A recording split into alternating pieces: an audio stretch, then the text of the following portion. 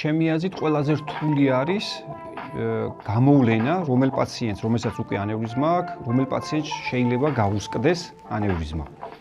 არის რამოდენიმე კვლევა, სხვათა შორის ესპანეთში ჰქონდათ მსგავსი კვლევა, პაციენტებს, ვისაც ჰქონდათ ანევრიზმა, უკეთებდნენ სპეციალურ რეჟიმში მაგნიტურ რეზონანსულ ტომოგრაფიას კონტრასტით.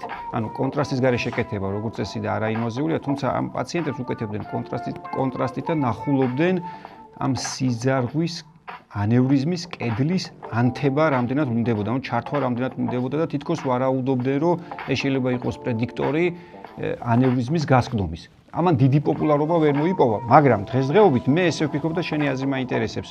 ყველაზე, აი მაგალითად, ჩემთვის პაციენტს, რომელსაც არ უკეთებ ანევრიზმის ოპერაციას და ვაკვირდები, ყველაზე ძირითადი კრიტერიუმი, როდის შეიძლება გაუკეთო იმ პაციენტს, ვინც არ ჯდება ჯერ თავიდან კრიტერიუმებში, ეს არის თუ საკონტროლო მაგნიტურ რეზონანსულ ტომოგრაფიაში რამოდენიმე წელიწადში შეიცვალა ზომა ან ფორმა. ეგ ჩემთვის შეიძლება იყოს, ვთქვათ, ერთ-ერთი მინიშნება, რომ ეს ანევრიზმა ახლოს არის გასკდომასთან. შენ რა სიტყვით?